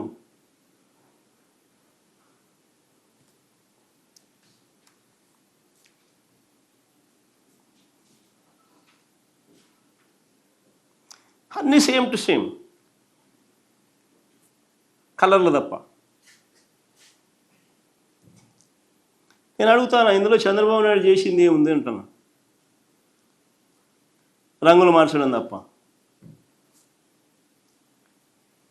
ఈ 19 నెలల చంద్రబాబు నాయుడు గారి పాలనలో ఆయన చేసింది ఏమిటి అని అంటే, మేమిచ్చిన పుస్తకాలు తిరిగి వెనక్కి తీసుకొని కొత్తగా వాటికి రంగులు మార్చి ప్రింటింగ్ చేసి ఇవ్వడం.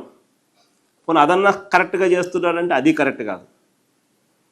దాంట్లో విపరీతమైన తప్పులు దొరుకుతూ ఉన్నాయి.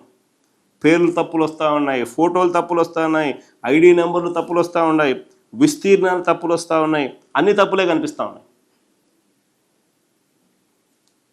మళ్ళీ వాటిని సరిదిద్దుకోవడానికి కోసం మళ్ళీ వీళ్ళు రైతులు ప్రజలపై లంచాలు ఇచ్చుకోవాలి, మళ్ళీ వాటిని సరిదిద్దుకునేదాని కోసం. ఇప్పుడు జరుగుతుంది అది. రెవెన్యూ క్లినిక్ డబ్బులు ఎత్తాలంటే రెవెన్యూ క్లినిక్ పెట్టాల్సిందే.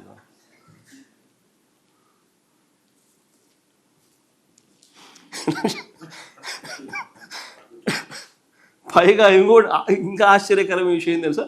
మేము పాతిన రాళ్ళను, కొన్ని కోట్ల రాళ్ళను మేము పాతినాం. ఆ రాళ్ళను ఈ ప్రభుత్వము, చంద్రబాబు ప్రభుత్వము, ఆ రాళ్ళ మీద ఉన్న వైఎస్ఆర్ జగనన్న భూరక్ష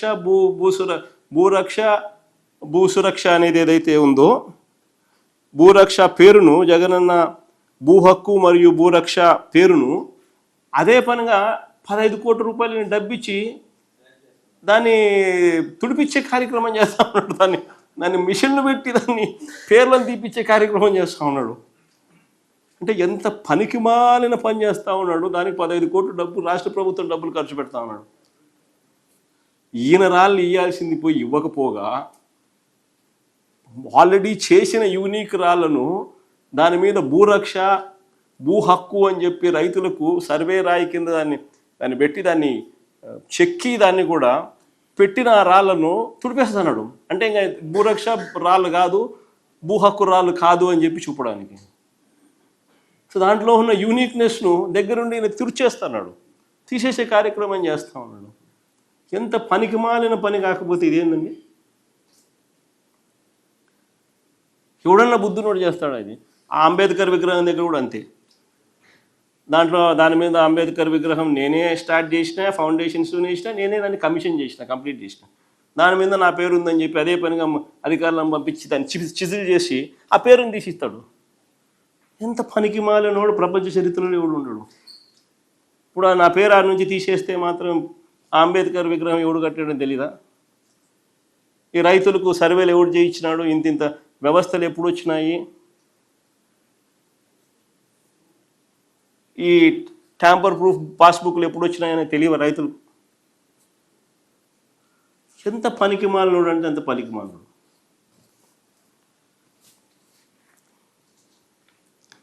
వయసు ఏమో 80 ఏళ్ళు. మా నాయనతో పోటీ కదా దేవుడు ఎరుగుడు. ఆయన కొడుకు వయసులో ఉన్న నాతో పోటీ పడడానికి కూడా ఇబ్బంది పడతా ఉన్నాడు, అవస్థ పడతా ఉన్నాడు.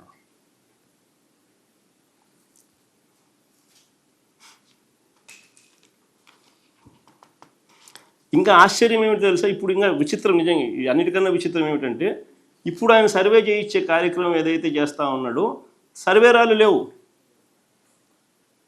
సర్వేరాలు లేవు అంటే ఏ రాయి పడితే ఆ రాయి పెట్టుకోవడము, అదే సర్వే రాయి అని చెప్పి రేపు పొద్దున ఎవడైనా కానీ చూపించవచ్చు. సర్వేరాలు లేకుండా సర్వే చేయించే కార్యక్రమం చేస్తాను. ఎంత విచిత్రమైనవాడు, ఎంత విచిత్రమైనవాడు. సర్వేరాళ్ళు ఉండకపోతే సర్వే ఎలా జరుగుతుంది? ఏ రాయి పడితే ఆ రాయి నాటితే సర్వే చేసినట్టేనా? సర్వేరాళ్ళు డిస్టింక్ట్గా లేకపోతే ఎవరు పడితే వాళ్ళు రాళ్ళు మార్చరా? ఏ రాయి పడితే ఆ రాయి ఇదే సర్వే రాయి అని అనరా? ఈరోజుకి కూడా 100 సంవత్సరాల కిందట బ్రిటిష్ వాళ్ళు సర్వే అప్పుడు నాటిన రాళ్ళు ఈరోజుకి కూడా అక్కడక్కడ కనిపిస్తాయి. That is the prominence and that is the importance, that is the significance of these survey stones, distinct survey stones.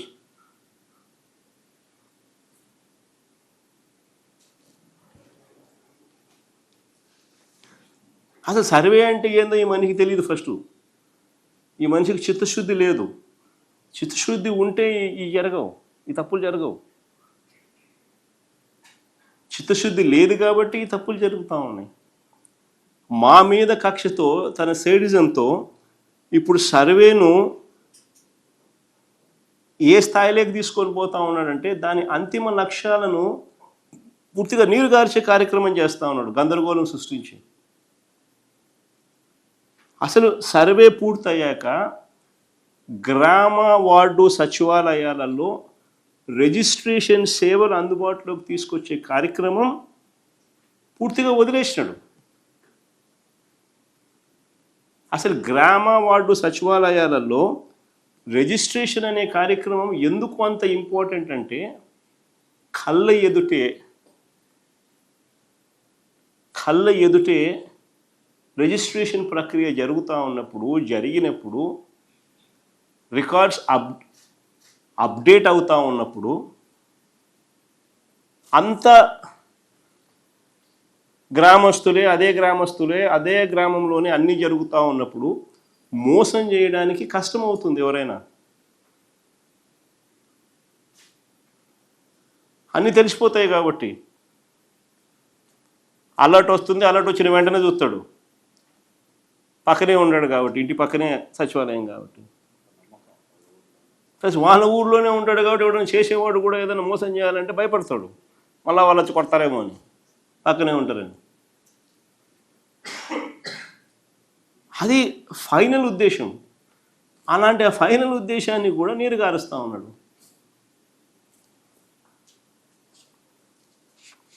ఇంకొకటి ఆశ్చర్యకరమైన విషయం ఏంటో తెలుసా, మా పట్టాదారు పాస్బుక్ మేము ఇదే సేమ్ టు సేమ్ పట్టాదారు పాస్బుక్ మా హయాంలో మేము ₹55.79 ఇస్తే ఈయన పట్టాదారు పాస్బుక్ తీసుకొని కలర్ మార్చి పట్టాదారు పాస్బుక్ ఈయన ఇస్తూ ఉన్నాడు.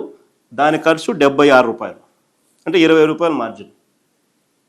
మా హయాంలో 56, ఇప్పుడు 76, ₹20 కమిషన్.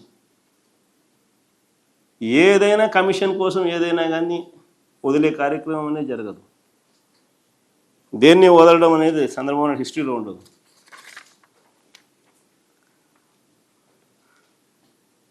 అన్నిటికన్నా ఇంకా ఆశ్చర్య కలిగించే విషయం ఏమిటో తెలుసా, అసలు 22A గురించి చంద్రబాబు నాయుడు మాట్లాడడం. 22Aను 2016లోను 2018లోను ప్రత్యేకంగా జీవోలు ఇచ్చి ప్రోహిబిటివ్ లిస్ట్ కింద పెట్టి రైతులను, పేదలను, భూ యజమానులను ఇబ్బందులు పెట్టిన ఘనత ఎవరిదైనా ఉంది అని అంటే చంద్రబాబు నాయుడుదే. 2016, 2018లో అడ్డగోలుగా జీవోలు ఇచ్చి అడ్డగోలుగా 22Aలో పెట్టి ఇబ్బందులు పెట్టిన పరిస్థితి. తప్పులు ఆయన చేస్తాడు. 2016లో ఆయన ఇచ్చిన జీవోలు, 2018లో ఆయన ఇచ్చిన జీవోలు, తప్పులు ఆయన చేస్తాడు, బురద వేరే వాళ్ళ మీద జరుగుతాడు. మా ప్రభుత్వ హయాంలో, ఆ తర్వాత మేము వచ్చిన తర్వాత రైతులను, పేదలను దృష్టిలో ఉంచుకొని వారికి శాశ్వత హక్కులను కల్పించాం. మేము తీసుకున్న విప్లవాత్మక నిర్ణయాల వల్ల రాష్ట్ర వ్యాప్తంగా 20,24,000 మంది పేదలకు, రైతులకు ఏకంగా 35,44,000 ఎకరాలపై హక్కులు లభించాయి మేము తీసుకున్న నిర్ణయాల వల్ల. ఇందులో ప్రధానంగా అసైన్డ్ ల్యాండ్ పొంది 20 ఏళ్ళు దాటితే వారి భూముల మీద వారికి పూర్తి హక్కులు కల్పించిన చరిత్ర మా ప్రభుత్వంలోనే జరిగింది. ఒరిజినల్ అసైనీలకు లేదా వారి వారసులకు మాత్రమే వర్తింపు చేస్తూ మేము తీసుకొచ్చిన ఈ చట్టం ద్వారా ఏకంగా 15,21,160 మంది అసైన్డ్ నిరుపేదలకు 27,41,698 ఎకరాలపై పూర్తి యాజమాన్య హక్కులు వచ్చాయి మేము తీసుకున్న నిర్ణయం వల్ల. చుక్కల భూములకు సంబంధించి మరో 97,000కు పైగా కుటుంబాలకు చెందిన 2,06,171 ఎకరాలు మా వల్ల హక్కులు వచ్చినాయి. మేము తీసుకున్న ప్రోయాక్టివ్ నిర్ణయాల వల్ల హక్కులు వచ్చినాయి. చంద్రబాబు నాయుడు గారు 22Aలో పెట్టి ప్రోహిబిటివ్ లిస్టులో పెట్టి ఇబ్బందులు గురి చేస్తే షరతులు గల భూములు సంబంధించి 22,000 మంది రైతులకు, వారికి సంబంధించి మరో 35,000కు పైగా ఎకరాల భూమి మీద వారికి హక్కులు వచ్చినాయి. షరతులు గల భూముల మీద 22,000 మంది రైతులకు మంచి జరిగిస్తూ 35,000 ఎకరాలకు భూముల మీద హక్కులు కలిగించాం. విలేజ్ సర్వీస్ ఇనాం భూముల కింద 1,58,000 ఎకరాలకు సంబంధించి మరో 1,61,000 మందికి మేలు జరిగిస్తూ హక్కులు కల్పించాం. వీటి అన్నింటినీ కూడా నిషేధిత జాబితాలో నుంచి తొలగించి రైతులకు, పేదలకు మేలు మేం చేస్తే, చంద్రబాబు నాయుడు సృష్టించిన కష్టాల నుంచి మేం బయటకు తీస్తే, ఈ మనిషి 22A గురించి మొన్న ఎప్పుడో మాట్లాడతాడు మేం పెట్టామని. బుద్ధి జ్ఞానం ఉండి అబద్ధాలు చెప్పేదానికైనా హద్దు పొద్దు ఉండాలి. ఇంత దారుణమైన అబద్ధాలు ఆడుతూ ఉంటే చంద్రబాబు నాయుడు అసలు ఈయన మనిషేనా అని. మా ప్రభుత్వ హయాంలో, చంద్రబాబు నాయుడు ప్రభుత్వ హయాంలో 1 సెంటు కూడా భూమి ఒక్కరికి ఇవ్వాల, ఒక రైతుకి కానీ ఒక పేదవాడికి కానీ 1 సెంటు భూమిలా. మా ప్రభుత్వ హయాంలో మేము వచ్చిన తర్వాత కొత్తగా 42,307 మంది రైతులకు 46,463 ఎకరాల అసైన్డ్ భూములు కొత్తగా మేము పంపిణీ చేసినాం. ట్రైబల్ ప్రాంతాల్లో ROFR పట్టాల కింద 1,54,000 గిరిజన కుటుంబాలకు 3,26,000 ఎకరాలపై హక్కు కల్పించింది మా ప్రభుత్వంలో. జరిగింది మా ప్రభుత్వంలో. ఈ మనిషి చంద్రబాబు నాయుడు క్రెడిట్ స్టోరీలో భాగంగా 22 మేమంటాడు, మేము పెట్టామంటాడు. ఏది మాట్లాడుతున్నాడు? QR కోడ్ ఆయన అంటాడు, పోర్టల్ అంటాడు, బ్లాక్ చైన్ అంటాడు, మన్నంటాడు, పాడంటాడు. చేసింది పూర్తిగా ఏమీ లేదు. ఇంత దారుణమైన అబద్ధాలు, వక్రీకరణలు చేయడము, ప్రజలను తప్పుదో పట్టించడము, ఎన్నికలకు ముందు కూడా ఇదే మాదిరి దుష్ప్రచారాలు చేస్తూ అడ్వర్టైజ్మెంట్లు ఇవ్వడము, IVRS కాల్స్ చేయించడము, ప్రజలను భయభ్రాంతులకు గురి చేయడము. మన సిగ్గు లేకుండా ఆయన అధికారంలోకి వచ్చిన వెంటనే ఈ పనులన్నీ చేసినందుకు 400 కోట్లు కేంద్ర ప్రభుత్వం రివార్డు ఇస్తే అది ఆయన వల్లే జరిగింది, ఆయన వల్లే రివార్డు వస్తూ ఉంది అని చెప్పి ఆయన క్రెడిట్ తీసుకోవడము. మళ్ళీ ఆ పాస్బుక్లు చూస్తే మేము ఇచ్చిన పాస్బుక్లు, ఆయన ఇచ్చిన పాస్బుక్లు సేమ్ టు సేమ్. అయ్యే QR కోడ్లు, అయ్యే లాటిట్యూడ్స్, లాంగిట్యూడ్స్తో జియో ట్యాగింగ్ చేసి ఉన్న ల్యాండ్ పార్సల్లు, డిస్టింక్ట్ ల్యాండ్ పార్సల్ నెంబర్లు, land maps, including reference to Mee Bhoomi AP government portal, మేము తీసుకొచ్చిన మార్పులు అయ్యే రెఫరెన్స్ ఇస్తూ. సరే, రెండో టాపిక్లోకి తీసుకెళ్తూ, ఈ మధ్యకాలంలో జరిగిన ఒక దారుణమైన ఘటన, నిజంగా ఒక రెడ్ బుక్ రాజ్యాంగం అన్నది నిజంగా ఈ రాష్ట్రంలో ఏ స్థాయికి పోయింది అని చెప్పడానికి ఇది ఒక చిన్న నిదర్శనం, ఇది ఒక చిన్న ఉదాహరణ. పెన్నెల్లి గ్రామం అనేది ఒక గ్రామం, గురజాల కాన్స్టిట్యున్సీ, గురజాల నియోజకవర్గం. ఇందులో సర్పంచ్ మావాడు, 3 ఎంపీటీసీలు ఉన్నారు, 3 ఎంపీటీసీలు మా వాళ్ళే, వైసీపీ వాళ్ళు.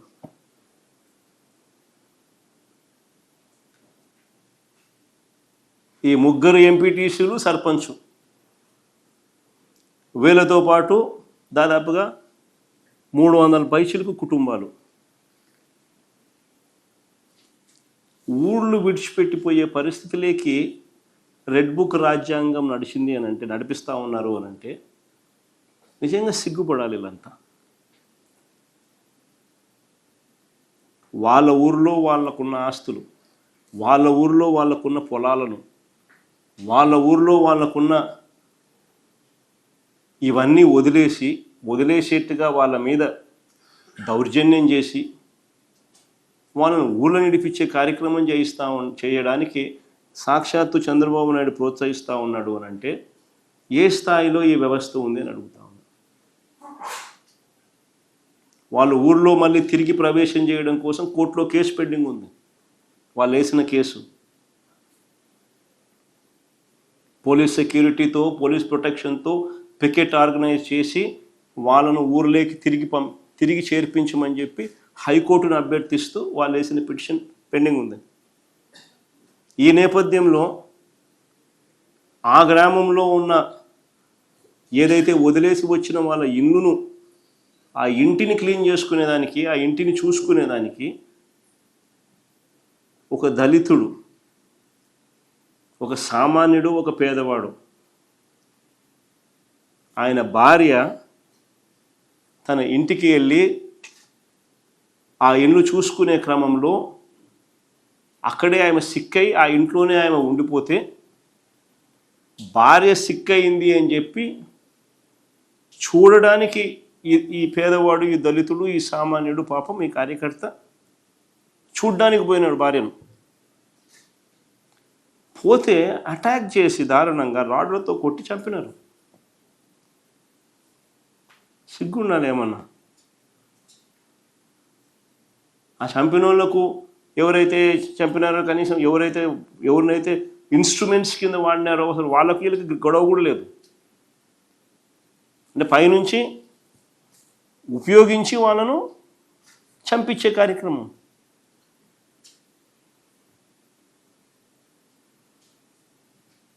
దీంట్లో సిఐలు, ఎస్ఐలు, ఎస్పీలు, చంద్రబాబు నాయుడు ఎమ్మెల్యేలు, చంద్రబాబు నాయుడు గారు సాక్షాత్తు వీళ్ళంతా దోషులే.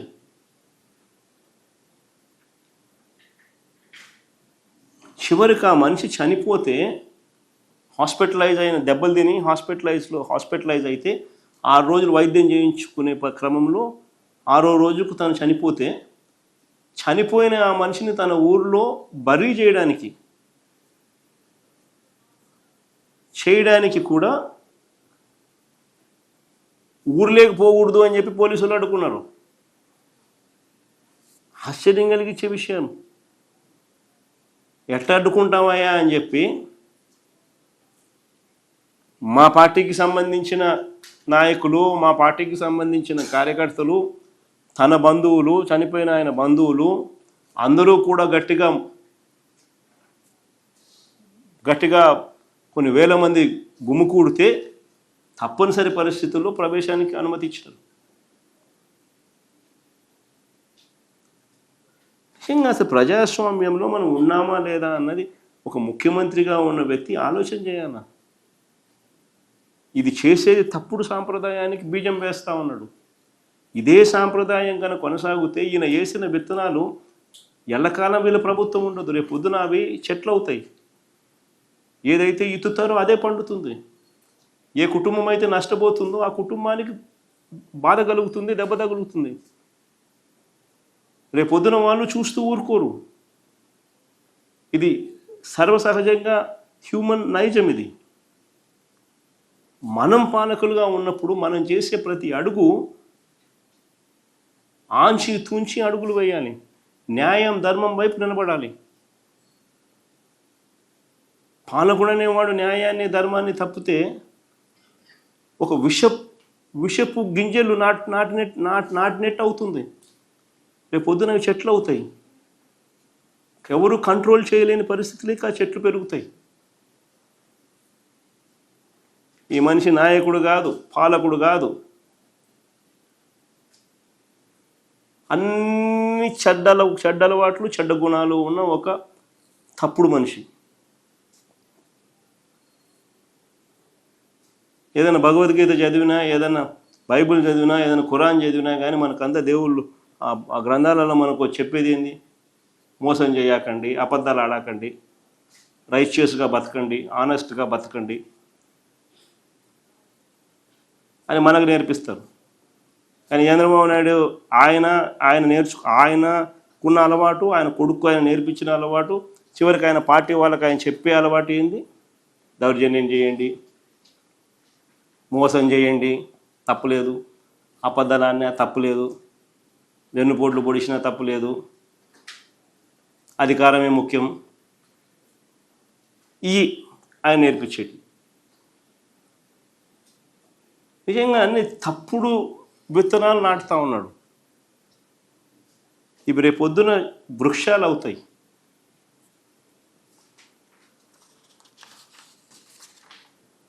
గట్టిగా కోర్టుల మీద ఒత్తిడి తీసుకొస్తాం. ఎన్హెచ్ఆర్సీకి ఇంకా కంప్లైంట్ చేసే కార్యక్రమం కూడా చేస్తాం. కోర్టుల మీద ఒత్తిడి తీసుకొని వచ్చి ఖచ్చితంగా కోర్టుల ప్రొటెక్షన్ ద్వారా ఖచ్చితంగా మళ్ళీ వీళ్ళందరికీ కూడా మంచి రోజులు వచ్చే కార్యక్రమం కూడా జరుగుతుంది. మళ్ళీ పునఃప్రవేశం కూడా జరుగుతుంది. ఎందుకంటే ఎల్లకాలం నువ్వు ఆపలేవు. ఎల్లకాలం చంద్రబాబు నాయుడు రోజులు ఉండవు. కన్ను మూసుకుని కన్ను తెరిచేసరికి 2 ఏళ్ళు అయిపోయింది. మరో 3 ఏళ్ళు కూడా కన్ను మూసుకుని కన్ను తెరిచేసరికి 3 ఏళ్ళు అయిపోతుంది. దాని తర్వాత ఇదే చంద్రబాబు నాయుడుకు తాను వేసిన విత్తనాలు వృక్షాలు అయితే ఎలా ఉంటుందో చంద్రబాబు నాయుడుకు తెలుస్తాయి.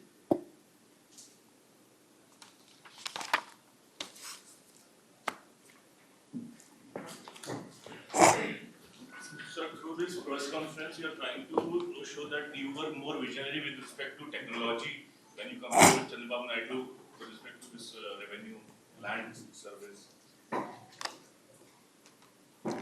Basically, we are here, Avinash, only to showcase the reality which has been a missing point. What is it that Chandrababu is claiming? Are there any facts in his claims? That is all we're trying to dispel here. And my story has been clearly exhibited with all evidences that have been put forth. Now, if they have a counter claim to say otherwise, they are most welcome to speak of it. That is how in a democracy one should function. Whereas this Chandrababu Naidu is so shameless that rather than accepting what others have done, this man is trying to steal away the credit, which is unfortunately the thing what is happening here, which is being dispelled with facts and figures. Sir, you also showed that corruption has happened and is happening. So will you investigate in case you get into power? There's so many evidences what we've been put forth on various fronts. In fact, you being a journalist yourself are also privy to that information. Go to any village, right beside, take any neighboring village, tell me in which village you don't see a belt shop. You come back to me and tell me, I'd be more than willing to listen to you. And tell me in those belt shops, are they selling at MRP rates? Every belt shop you see, they're selling more than the MRP rates. And every shop has got a permit room right beside. You yourself are privy to those facts. Am I saying something wrong? Are you not part of the community of journalists who are present in Andhra Pradesh? Are you also not aware of the fact that the so-called free sand policy, which earlier was giving 750 crores of revenue every year to the state government, is now, you have a situation where the sand is being sold at double the rate of what was sold in our previous government. Then where is the money going? The government is not getting anything. Exchequer is not getting anything. Yet, rates are double. Right in front of your eyes, I am not saying anything. You are privy to this information. Every journalist here is privy to this information. You forget about sand alone. You talk about silica, quartz, laterite, everything without permits. People are right royally exploiting right there in front. Why forget about all those things? Talk about Sankranti. Is gambling a legitimate affair? You tell me. I'm asking all of you here. Is gambling legitimate affair? Then how is it that in almost every constituency, MLAs have given on auction along Chandrababu Naidu gets something, MLAs are in the front to make the deal. MLA shares something, Chandrababu shares something, the DIG shares something, the SP shares something, the police are also part of it. Every constituency you had gambling going on during the Sankranti. Where is the money to the state government? Is it not looting? Is it not right royal gambling which is being encouraged? Forget about encouraged. You are actually promoting. Almost 2,000 crores. right in front of your eyes. Is it not corruption? Then what about Amaravati? 10,000, 11,000, 12,000 rupees per square feet. Construction cost.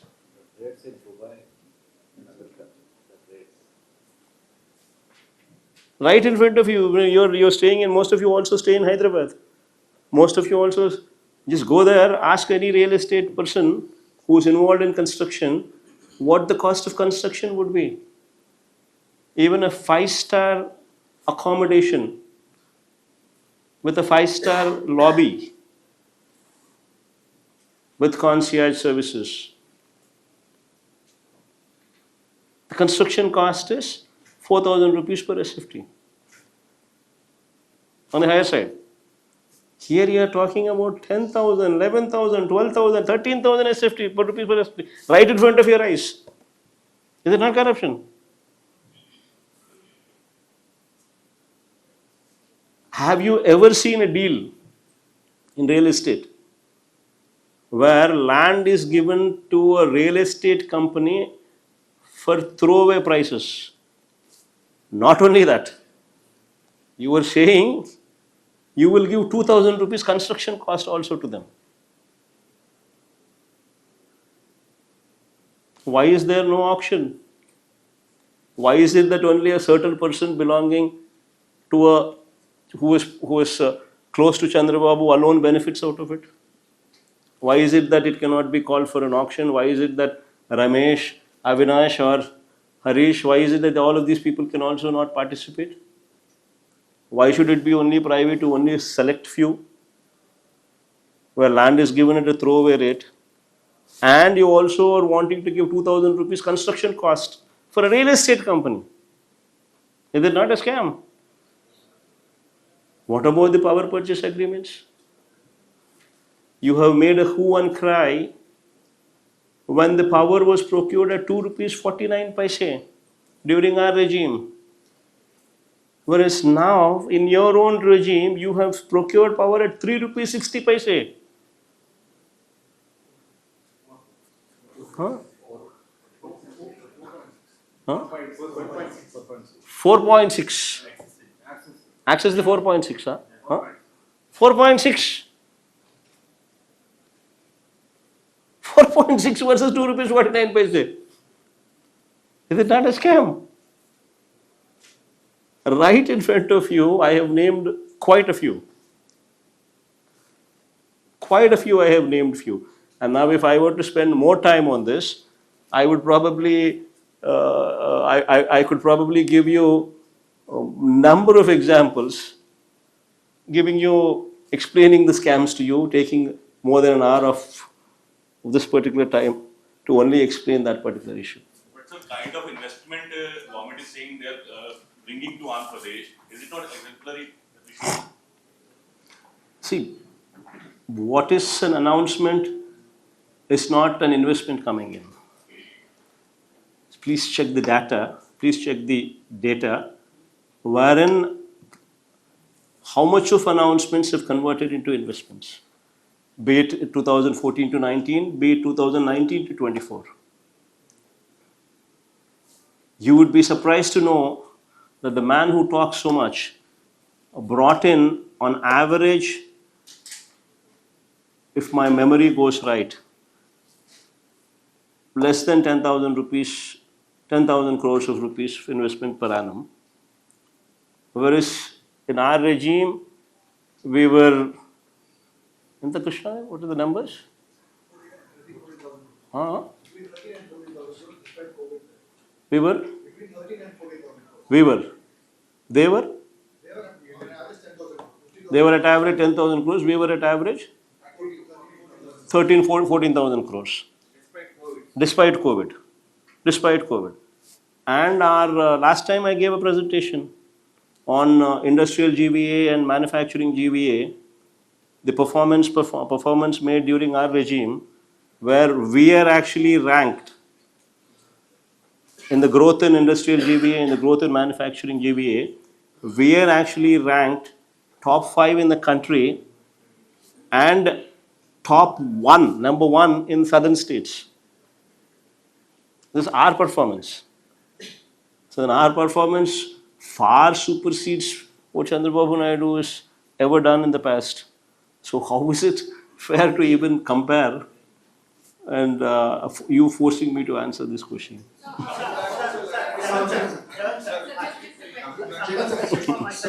One question yesterday you met few of your party workers and you have suggested that you will further again, in fact, you will go for a Padayatra. So if you can share some detail related to your plan of Padayatra. Yes, nothing much to share. This is all political activity which goes on. Every political party evolves their own strategies and evolves a mass contact program. And closer we get,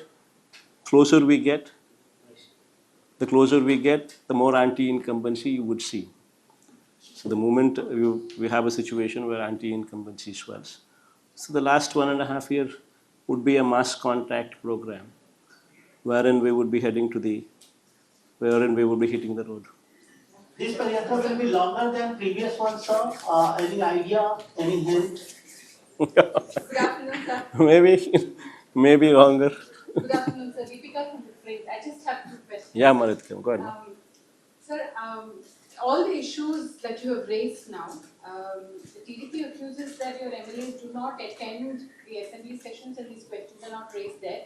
In fact, the speaker has spoken at the National Assembly Speakers Conference at Lucknow, and he's talking about requesting the Lok Sabha Speaker to introduce 2 new bills which talk about, one, not paying the any of the attendees the salaries, and the second is also to ensure that the people are able to recall all of the MLAs who've been elected. What would you say to this? In fact, we've answered these questions multiple times. This is not the first time that someone like you is asking this question, and this is not the first time that I'm answering this question. But this is brought up saying it. No. Multiple times you ask the same question, then what is the point? We're just going to be repeating the same answer, which does not yield any result. See, the first thing you should be asking is you should be questioning the fundamentals of democracy. Wherein in the state of Andhra Pradesh that you see today, you tell me which other party exists in the state assembly which is the opposition, other than us. You tell me. You are a journalist yourself, well educated, well known. Tell me, with a lot of knowledge that you possess, in the assembly you tell me which other party exists other than us who is the opposition. Everybody else is in the ruling government. The only party that exists in the assembly which is in the opposition is only we. Then what is stopping you from giving us opposition party status? Then what is stopping the speaker? You should question the democracy of the speaker. What is stopping the speaker from giving us the opposition party status? The moment opposition party status is accorded to the only opposition party that exists in the House, then this mic time is on par with the leader of the House. And if that were to be given to that opposition party, automatically they have a leader of the House, leader of the opposition, who ultimately, if he is given this mic time, then you would have a situation wherein people could explain in detail all the mischievous deeds that are going on in the government. If that time is not given, and if you were to say that I give you only 5 minutes time, as part of 175 member collegium that you have, that your time is apportioned only to that level, then what is the point in you going and wanting to spend time in the assembly? It doesn't yield the results. Sir, why do you regularly So mention you have been that saying all make this for the past few months, but question is no work, no pay in recall. What do you hear to us? Hmm. No work, No work, no pay. Yes, you've been raising an objection. That The journalist is asking, sir, for for the first time, the ruling government is talking about no work, no pay, which is a lot more serious thing, saying that we'll introduce it in Lok Sabha. Nobody is that poor to literally be wanting to prey on that. Don't worry about that. It's up to them. Recall.